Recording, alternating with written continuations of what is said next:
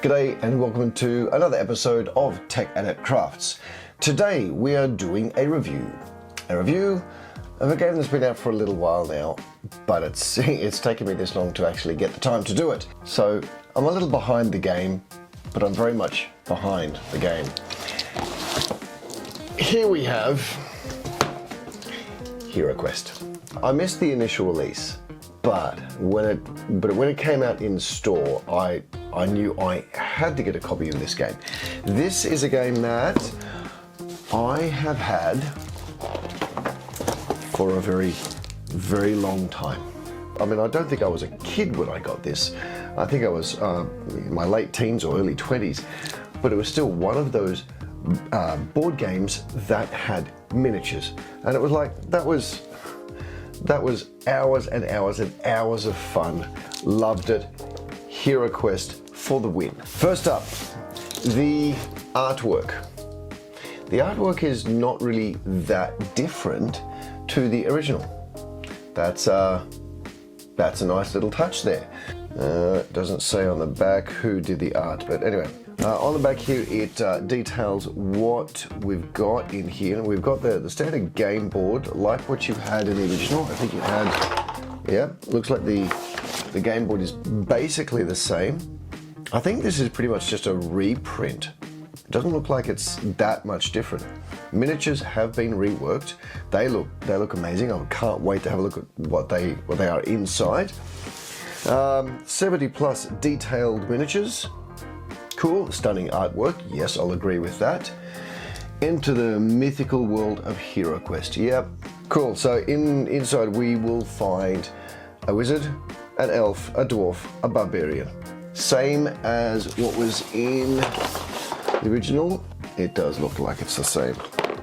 The miniatures have been reworked. I can't even remember if I've got all of the pieces still in that, so that'll be interesting. I think it's time.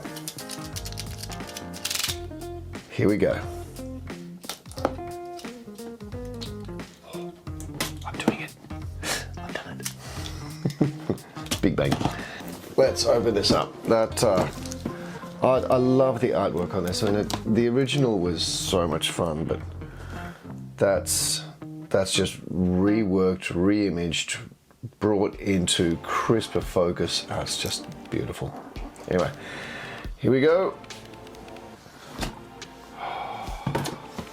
The original box is only just slightly longer, slightly wider, but this is so much deeper. I don't know exactly how much is going to be in here, but it feels like a lot. Okay, that looks like a tray of miniatures. Let's just take everything out.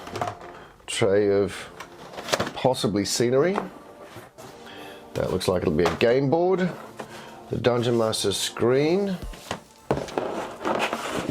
And a nice little cardboard insert with nothing in it. I'm glad that we had this nice big fat box. What could that be for? This could be allowing a little bit of extra room to put expansions in later. That would be very cool. Dungeon Master screen. Lovely. Okay. Easy. Good. Perforate on the edge so it'll actually sit down and won't fall over. That's really cool. Inside all of the stats that you need. Oh, the quest book. Yep, that looks familiar. Okay, so we've got a quest book and we've got a rule book, same as what was in the original. The artwork really is beautiful. I'm very impressed. I'm getting serious vibes off this from Zombicide.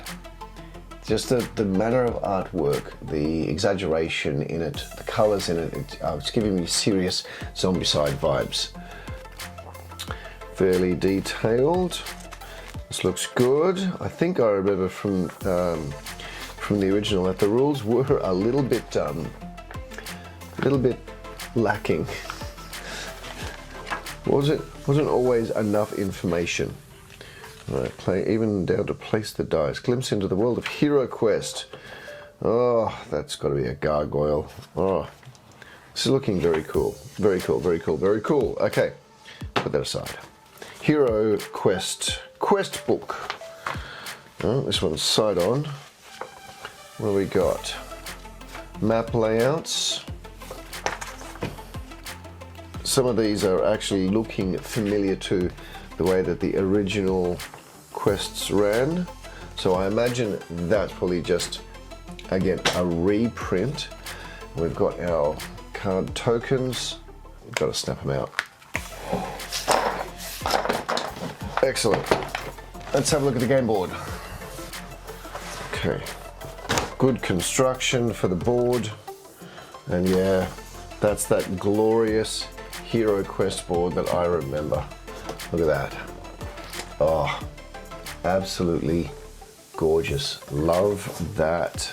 I'm going to assume that this is terrain bits. No, this is minis. This is the minis. Look at that. All right, we have all of the pieces here, all of the game pieces. We have the heroes, we have the general monsters, we have the dice. Everything is available right there, easy to take out, I am hoping. Let's have a look. We'll take one of these skeletons out. Not too bad. That's looking absolutely beautiful. Can't wait to paint these. A little bit of flashing. Okay, that's something that's a little disappointing. I would hope that when you've got miniatures or you've got a game of this magnitude, or this expense, that you wouldn't have bits sticking out that shouldn't be sticking out. Second bit that I'm not happy with, the gargoyle. Look at that weapon. Not very straight. More than likely be able to heat that up and fix that. That's, yeah, okay. Don't get me wrong, the miniatures are beautiful. This is absolutely stunning quality miniatures. Here's our 4 heroes. I'll take them out so we can see them. We have our barbarian, our wizard, probably the most changed miniature, the dwarf, the elf, which I don't believe the elf was a girl the last time. I think that's a big addition, big change. The original elf was a male, so there's a big change. We have the inclusion of a woman in the party. That's fantastic. 4 heroes. How about we take out all of these? Okay, give me a moment, I'm gonna take them all out. Chaos Warrior Mace is bit bent and looks like it's possibly going to break at some stage, but there again is another miniature that has really taken an update. The Chaos Warrior, the old one with the massive axe. This is a stunning model. Anyway, so 4 Chaos Warriors.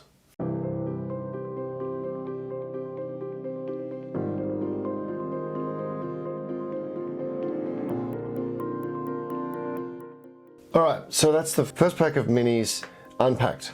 And I will say right now, I don't like that packaging. That was actually quite hard to take them out. They were very, very stiff. It's going to be a problem once they're painted. I'm really worried that that's going to damage them as I'm taking them in and out.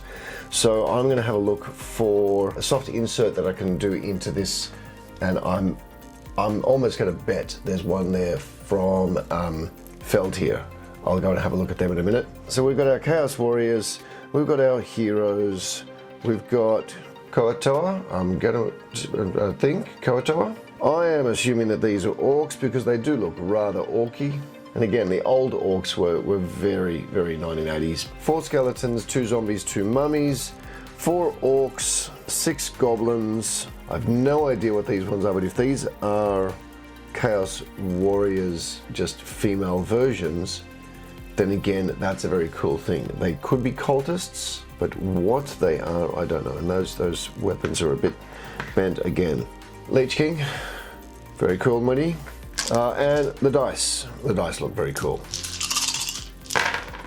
No idea what that means. Lots of skulls. Anyway, that's probably bad. So that's the first box. Let's move all of that to the side. already a huge number of miniatures, and that's looking very, very cool. Very cool. So here we have our second tray.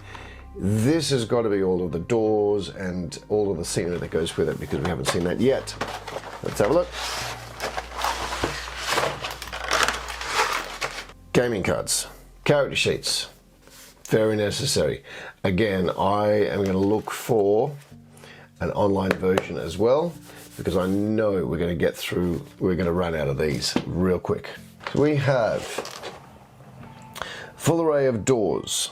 We have our torture equipment here. We've got a rack, it looks like, weapons rack, some sort of laboratory desk, an altar, some king's chair or some sort of interesting chair. I don't know what these are. This looks interesting. Skulls. Just a collection of skulls. Okay. So it looks like we've got 4 collections of skulls. Sarcophagus, because the old sarcophagus was very cool. It had a cardboard side and then a plastic top. That was very cool. They've obviously updated that. Hearthstone, that's very nice. Some rats, some treasure chests, and bookcases. These are fairly hefty. That's got some weight to it. Let's take these out. Nice. Okay, sarcophagus is in 2 pieces. Nice detail.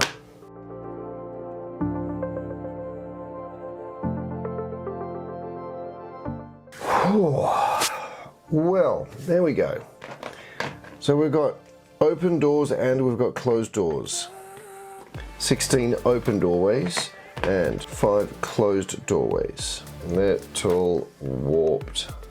It is slightly disappointing to see that sort of warping. The terrain itself, beautiful. I think I've been spoilt with 3D printing. I'm looking at this and I'm seeing so many things that to me stand out as like, that's nice, but could probably print better. The scenery here is still beautiful. Going to have a huge amount of fun painting this up. I'm having a plan. I'm having to think about this. Beautiful. Cost effective? No. This is a beautiful game and I cannot wait to play it. But I feel like I want to print this and I want to expand on it. That extra room that we've got down the bottom there, that's not going to be for an expansion that they make. That's going to be for an expansion that I make. That sounds fun. We're going to turn this into a full D&D board. I like the idea of having the playable board if you want to just keep it nice and compact.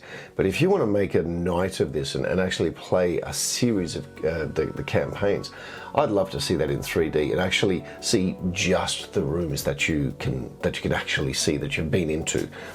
Yes, that's going very D&D, but that's what I do, isn't it? That's my main game. $250 to $260 to buy this game. To me, that sounds like a 3D printer. For about $250 you can buy a 3D printer and you can print all of this sort of stuff. So is it really worth $250? No, I can't see it, not anymore. I am well and truly spoiled with 3D printing. I think I love it. I will play it. I'll probably reprint it. Maybe it's just being older and the nostalgia of it is making it more than what I remember. I think I expected more. Let's turn this around. I have a cool game here. It has a lot of very cool pieces. They are going to be a huge amount of fun to paint. I am going to paint the entire set. Guys, I want to love you and leave you on that one. Look, check out HeroQuest. It is a lot of fun as a game. I do remember having a huge amount of fun playing this one. In general, this looks like it hasn't changed much. So for me, that's a good thing. It's just been updated. It's been reprinted. So I can't wait to have a go and check this all out. It's going to be a lot of fun.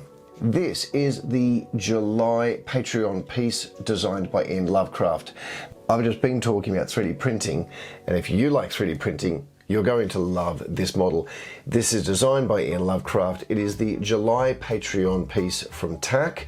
You can jump on over to patreon.com/TechAddictCrafts to download your copy of this. It was designed off the Dark Alleys campaign that Ian ran just recently. Big shout out to all my new patrons for this past month. All the new patrons coming in after Dark Alleys, thank you very much. I really do appreciate you supporting the channel and joining for these wonderful models that Ian makes, because it's just such a joy for me to paint them and for me to give them to the patrons. But remember, that support goes to help Anala. Anala is a wonderful organization that helps people with disabilities, and they're here in Cherrybrook where I live, and I am always in awe of the work that they do. So for me to be able to give something to them is really, really special to me, and the patrons are how I am able to do that every single month. So thank you guys, I really do appreciate it. A heartfelt thank you to the members of the Full Tackle right now. These guys go above and beyond, and I really do appreciate all of the support that they give me each month. Andreas Rocco, David Bennett, David Scaberis, Death Thorne, Ian and Tygo Connell, Jean Maguire, Joel Cunningham, Kent Rutherford, Christina B, Lester Spicer, Lomelio, Lopiana, Lord Deliverer, Michael Carty, Mousetrap Creations, Sean McKinley, and Toggers. Guys, I love seeing your work on Discord, and I love having you join me for those live streams each month. Let's keep this going. Really, really do appreciate your support. Cheers. Cheers, guys. See you in the next episode.